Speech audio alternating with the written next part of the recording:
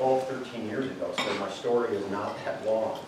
But I was raised in a family, originally from Michigan, one of 5 children, attended University of Michigan, grew up just north of Detroit, and we moved here to Charleston in 2004.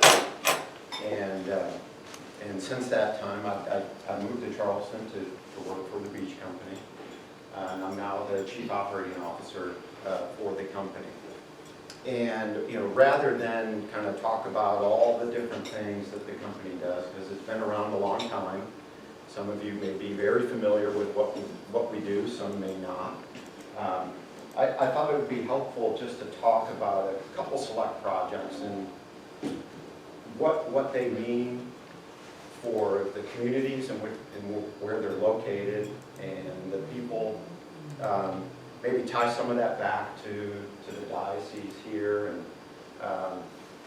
but more importantly, just talk about the positive impacts real estate can have on a community.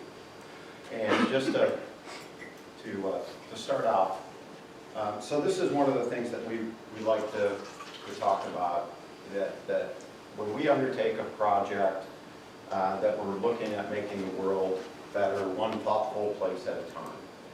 And historically, when the company was founded in 1945, Charleston was home. It's where we did all of our business. Today, we are active in Richmond, Nashville, Chattanooga, Huntsville, northern Florida, throughout South Carolina, and hopefully soon in North Carolina as well. So the company has grown tremendously. We are active in all of these different markets, but we really try to stay true to really this idea of making the world better, one thoughtful place at a time. The company is very active in a number of different philanthropic endeavors. Many of those are Catholic-based. There's a strong Catholic population within the leadership of the company. I'll just say that the company is owned by 2 families. Both are very active in their various parishes. And that's something that I think is reflected throughout the community when we look at some of the different programs that are in place today because of that generosity. So I'm going to jump into a few different projects here just to give you a flavor of some of the unique things that the beach company does. This is a property in downtown Greenville, so this is Main Street right along here. This is St. Mary's Church, for those that are familiar with that. And this is a property that was always known as the BB&T building. It was an 8-story building, 130,000 square feet, and it had 5 acres of parking lots. And we acquired this with the thought that we would put in, build new here and redevelop this into some use.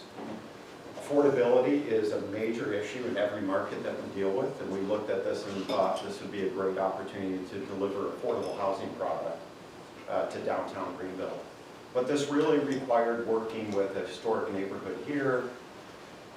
Father J. Scott Newman here at St. Mary's was very vocal about what happened here in their neighborhood adjacent to the parish, as well as the museums that are located right here. And so we really wanted to do something that tied the neighborhood into downtown, that allowed us to respect the cultural significance of these institutions here, and then the St. Mary's Parish as well. And so what we came up with was a plan to build a new mixed-use building here, some single-family townhomes that follow this pattern that's directly next door, and then redevelop the office building here. And one of the biggest challenges with that office building was, what do you do with a building that was built in 1970 that is essentially entirely brick on one side? It was, I'm sure at the time, worked perfect for the bank, but the bank's no longer there, And so we needed to do something there. And so what we did was set out and engaged an artist from Australia. And this artist does projects around the world. And he is known for doing these large-scale murals, and they're in various places. And so we got him on board. It took about 2.5 years. And one of the things that he does, in order to determine what goes on the building or whatever his piece is going to be, he spends time in the community. He gets to know people. He gets to know the community. And that's what he spent about 2 weeks in Greenville. He met with a number of different people. One of those was Father Tuttle from St. Anthony's, and took some of his comments, if you just read through some of this stuff here, you know, that this really needed to be significant. It needed to be thought-provoking. And so the artist took all of this after interviewing all of these people, and we didn't know what he was going to do. This was totally up to him. All we told him was we needed to sign off on it. And City of Greenville has a thing called Design Review Board. They need to sign off on it as well, but this was not public information. This was going to be something that was essentially unveiled as this artist was painting it. And the end product was an 8-story mural here at the gateway into downtown Greenville. And the feature person in the mural is Pearlie Harris. And Pearlie Harris was the first African-American teacher to teach in Greenville Public Schools post-segregation. And while this wasn't intended to feature her directly, she played such an important role in the education of children that the artist and we felt this was only fitting to feature Ms. Harris. And so now as you go into downtown Greenville, this is what you see. This is the largest mural in the state of South Carolina. It took the artist, believe it or not, it only took him about a month to paint this. And it's an incredible piece of public art in downtown Greenville. I know Ms. Harris attends St. Mary's right across the street, so she gets to see this every Sunday when she attends church. And this is what you see here. This is the new building that we built next door. The mural's all on brick, right? It's all on brick, yeah. And if you, the artist, his name is Guido Van Helten, and if you were to do a search, you would see most of the paintings are all in this similar sepia tone, so not colorful or anything like that. And it's just so realistic. It's incredible that he's that talented. And he did it all off of a boom lift, and he worked sun up to sundown. And so you'd drive in and people would start to see the faces appear and everything else. And it's truly remarkable.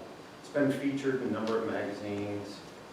It probably hasn't gotten the coverage that it really should. When was it completed? I've never heard. In August of 2020. Yeah. I've seen it, Dan. It's striking. Yeah. I remember seeing the video, the event when unveiled it. I just realized how big it was. Yeah. I mean, I remember thinking it was big, but Yeah, and what it really does is, again, part of it was how do we draw more people to this cultural center of downtown Greenville? You've got the Children's Museum, the Upcountry History Museum, the Art Museum are all located right across the street. So we wanted this to be one more reason why someone would come and visit this location. Dan, what's the artist's name again? Guido Van Helten. Okay. Yeah. Okay, so that's one example here, canvas. A little bit closer to home is a project that we call the Cardinal in Cardinal Crossing, and there's a reason for that. is, if anyone spent time in this area, they would know this is a visual of what was known as Cardinal Newman High School in Forest Acres on Forest Drive. And back in probably the 2012-13, I believe the school started a planning exercise that said, hey, we're running out of space, we need to move, we need to build a new campus. And therefore, in order to fund that new campus, we got to do something, we got to sell our property here. And I first remember this coming on the market and originally didn't pursue it. I just thought it was going to be too challenging. We had a plate full with some other things.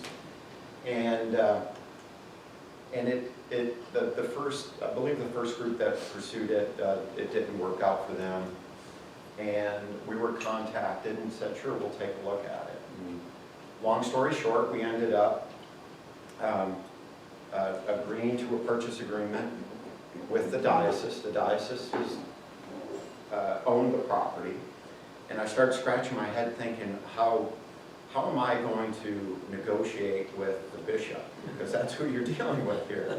So it made it very, very difficult to make sure that I'm doing the best for fiduciary responsibility for our company, but understanding that there's good at the end of the day of what this was going to result in. And thankfully, we were able to come to an agreement. The interesting thing that we didn't realize is that I believe when the diocese sells property, the Vatican actually has to sign off on that. And so we were awaiting, and we finally got theirs. I think it came in through a fax or something like that from the Vatican that they signed off, and they approved the sale. And it allowed Cardinal Newman to go and build their new campus in Blythewood, which made it much easier for people to get to and attend, and allowed us to come in and undertake a new development here in a great location. And so this is the property today, and we were able to come in, worked with the town of Forest Acres, and had to rezone the property. Town of Forest Acres is not very large.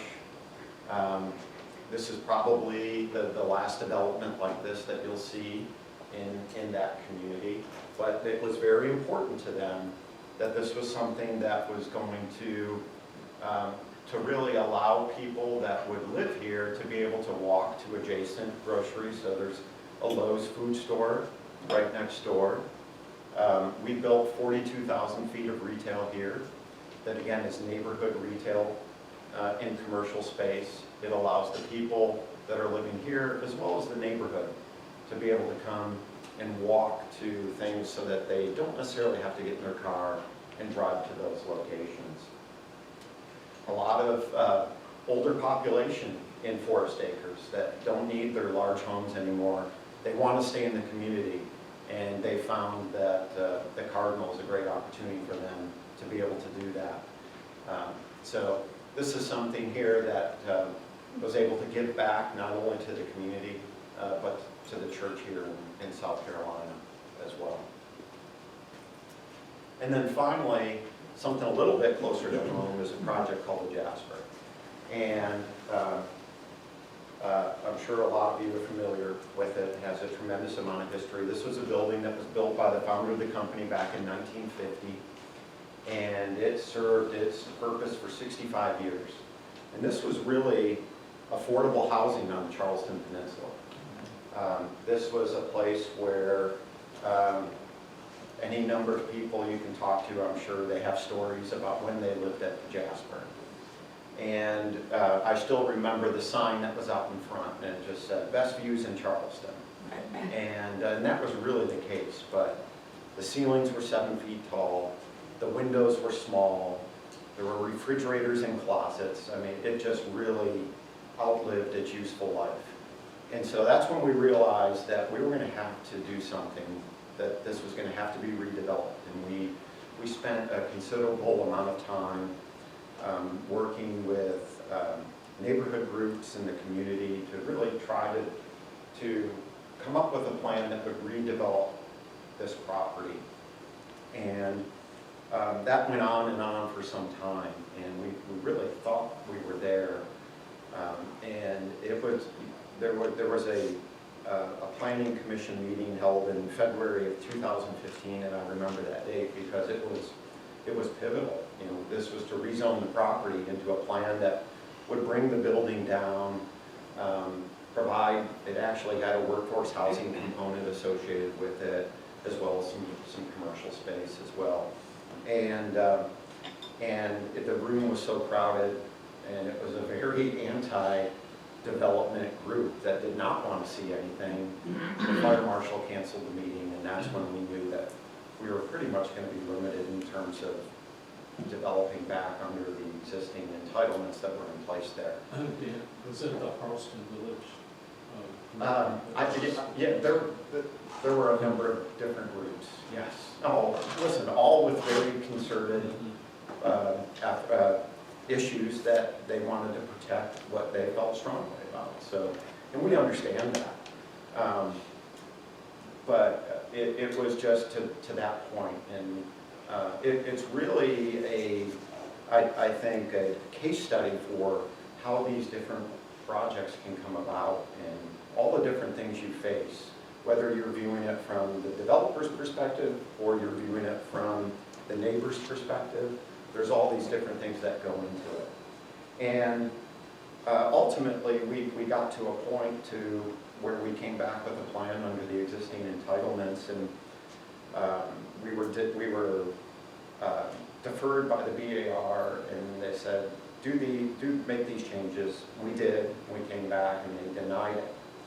And the only course of action once you're denied was to file an appeal. And this is the way the ordinance was read. This was the oldest preservation ordinance in the United States.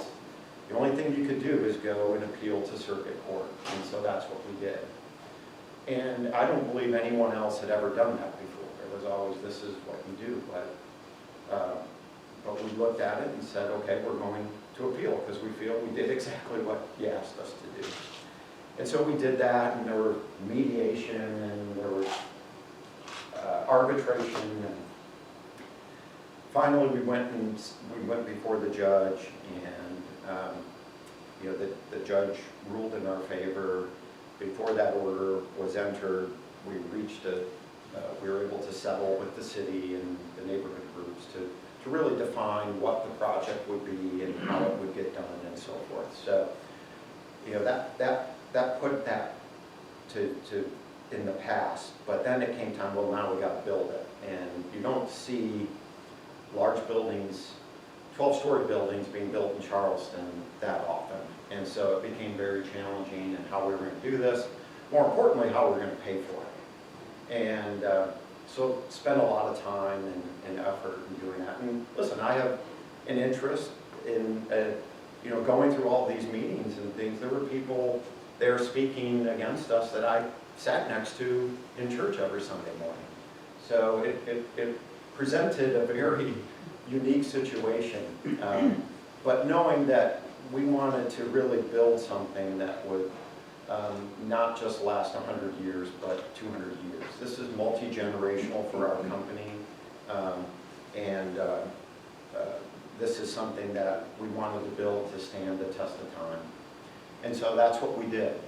And so this is the building. It sits right at Broad Street as you enter the historic district into downtown Charleston.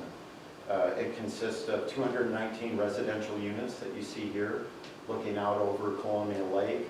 There's about 25,000 feet of retail space, and then 75,000 feet of office. We are pretty much full on the residential right now. We are full on the office space right now. We announced our first retailers last week, and we'll have additional announcements on that, on the remaining space there in the next couple of weeks.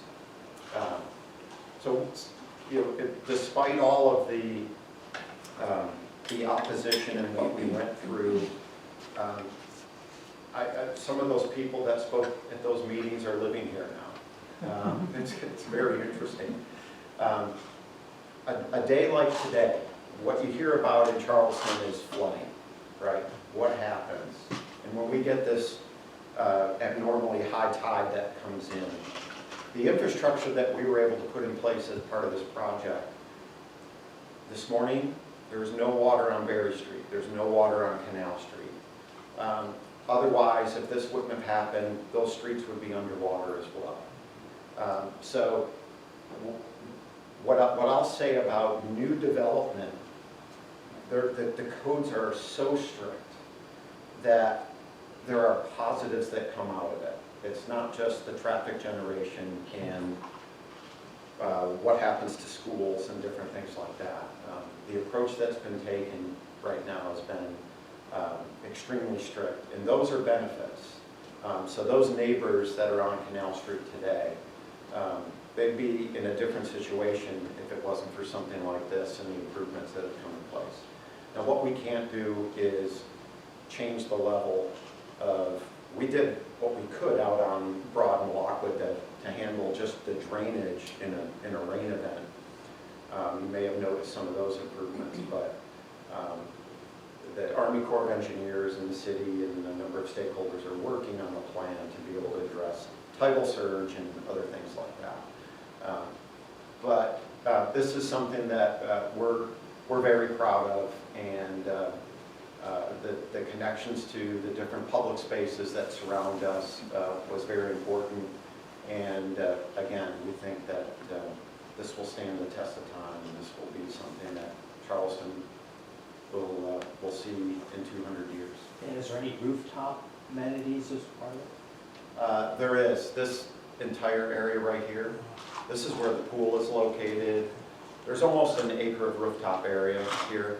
So all of the amenities that residents can use are located here, and then on the backside as well. So there's fitness center, if you haven't been up there, it's pretty spectacular. Is there a drawing during the meeting where we get, free?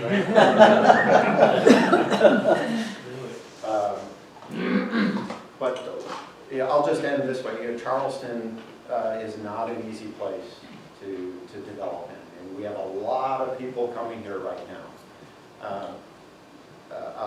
And I'll say it again, I started with this comment, affordability is, I think, our #1 issue. And I don't know, people always ask me, how do we address affordable housing? How can we provide more? And the Canvas project is a great example. We went into that thinking that we were going to convert that office building into units that wouldn't be affordable from whether it's an income required or anything, but we'd be able to offer those at a rent that would be below any other new product in the market. And when we really got into it, the numbers just came back and we couldn't do it. It didn't even make sense from a market rate perspective. So that is the challenge. And I don't think the private sector can solve it. It's something that the public sector has to be an active participant in. And I'll tell you, we'll be the first ones there at the table to help us solve this problem, because it's a big issue, not just here in Charleston, but in every market in which we operate. So with that, I want to thank everyone for the opportunity and appreciate it. Thank you.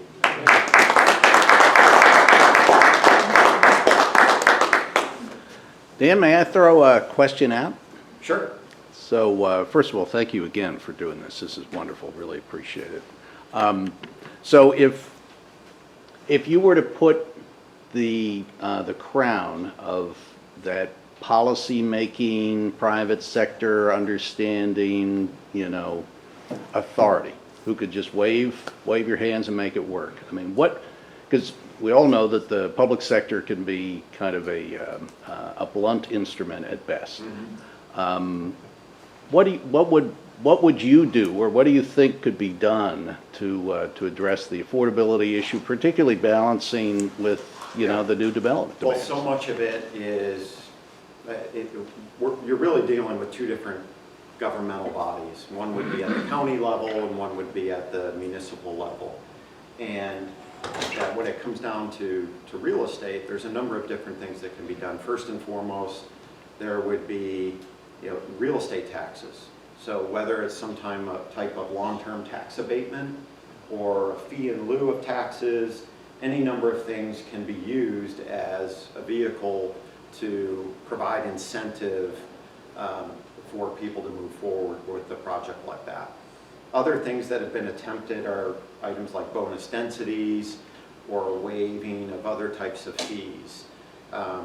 It's just really hard to get all of those groups on board with a concerted focus and effort to make it a reality. Those are the challenges, but they have the tools to make it happen. What do you think of the idea of applying the land trust model to an urban setting in order to, preserve homes and redevelop homes? Yeah, anything that can be used, a tool in the toolkit, is a step in the right direction. I think you're somewhat limited in terms of what you can do. Every home that could be made affordable, I think, is positive, but I think to really affect change, it has to be a little more significant. And the way you see that significance is going to be in some type of tax or operating, something that benefits the developer on a long-term operating standpoint, versus a one-time capitalized item. Last question, then I'll turn it over to the group, but just, are there, charities and nonprofit organizations try to enter this space too, in terms of facilitating affordability and all that stuff? Are there examples, models of that here or around the country that you think are great? No, there definitely are. I can't think of any directly here in Charleston at this point. I'm sure there are. We developed, it was in the 2004-2005, as part of the Longborough development on the peninsula. Part of the agreement that we had with the city there was that we would go ahead and build 42 units, and the city would go ahead and sell those units to on an affordable basis, and there was restrictions that went along with that. And, we had to go ahead and build, and their price was locked in as to what they bought them for, and I'm pretty certain they bought them for less than what we were able to build them for. But that is a model. That is something that the city can use, and a developer can look at that going in and be able to have a program in place. So there's a number of different ways that it can be done. Yeah. Questions? So, does Charleston have a requirement that developments have to have a certain percentage of affordable housing? There is nothing from a direct standpoint. What you're finding there are different zoning that you can request that would have a workforce component to it. And oftentimes they'll look at that. You may look at it and say, with this, we'll be able to get a certain amount of density if we provide this workforce component.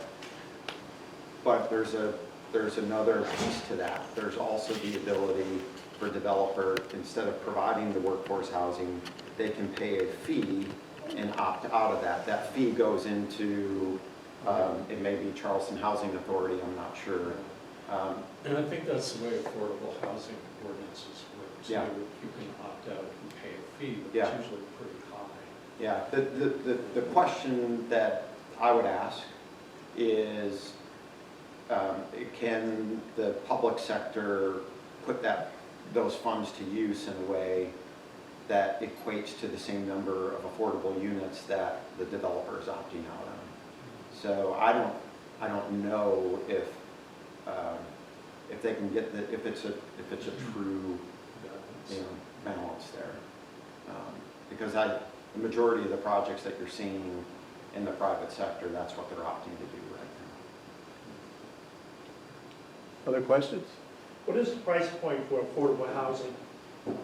Typically, the threshold is 80% of the mean income for a tri-county area. And, I wouldn't know what that number is today in Charleston. But that's the typical norm that people look at. So what you're building is, school teachers cannot afford to live there, nurses cannot afford to live there. Yeah. We built a project in Mount Pleasant in 2014 called the Boulevard. Again, very visible. It was part of a plan that the town put together, and to this day, that has the only workforce rental housing in the town of Mount Pleasant. There are 18 units there that have stipulated rents and that people would have to qualify for. But it's challenging. I can tell you right now, the numbers don't underwrite, and there has to be some type of public assistance to come in to be able to offset that. Yeah, I remember when I was teaching in Wanda, the police officers were required to live in town.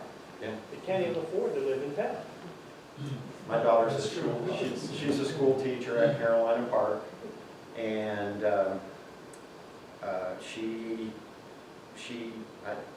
she lives in the apartment above our garage, and because she really can't afford to be in Mount Pleasant, close to where she works, close to where the kids that she teaches are located, and it's a big challenge. Any more questions? Yes, I just want to comment that the new Jasper, is that what it's called? Yeah. Joe the Jasper. It was the Sergeant Jasper, it's Oh, now yeah, the Joe Jasper. the Jasper. It's fantastic. Yeah. I mean, the attention to detail, I mean, all of that, I'm sure, was costly to do, but it really fits with the character, I think, of the architecture of the city overall. One thing, though, I'm surprised by the size. It's really big. Yeah. I mean, the footprint is much bigger than the old Jasper. It's, to the person looking at it, that's correct, but when you look at the site, it sits on a little over 4 acres. And when in the development community, particularly as it relates to stormwater, you talk about pervious and impervious surface. And they start looking at that in terms of how much runoff leaves a property. The footprint of the new building is actually less when you compare it to the old building and the impervious surfaces that were located out there with all of the surface parking lots. That water couldn't go anywhere. And so what you see today, actually the amount of pervious surface that's out there is greater than what was in place previously. And then that factored into all the other improvements that we had to do from an infrastructure standpoint. But from a square footage standpoint, it is larger. From a number of units, it's smaller. It's the commercial component there that's in place. And thank you. Oh, sorry. One last, Building, the units, are they condominiums or rental? It's all rental. It's all rental? Yeah. So no one can purchase? No one can purchase, just rent. one last question here. I don't really have a question, I just have a comment, Dan. I've lived down here for, I think, 5 years now, and this place used to be pretty nice to get around and do things, and that we all know that's changed, but I didn't know some of these other projects you've done. I just want to commend you and the beach company, because when I look around, and I know that was a controversial project, when I come over the Ashley River Bridge, it's really pretty to see the city and the building there compared to what was there. And when we all drive around the peninsula and see what's going up, there's no attention really to aesthetic detail in it, and I know it's expensive to do that. It doesn't come at any cost, so it's nice that the beach company, I think, is giving back to the community in what you do in design. Thanks. Dan, thank you very much. Thank you so much for your time.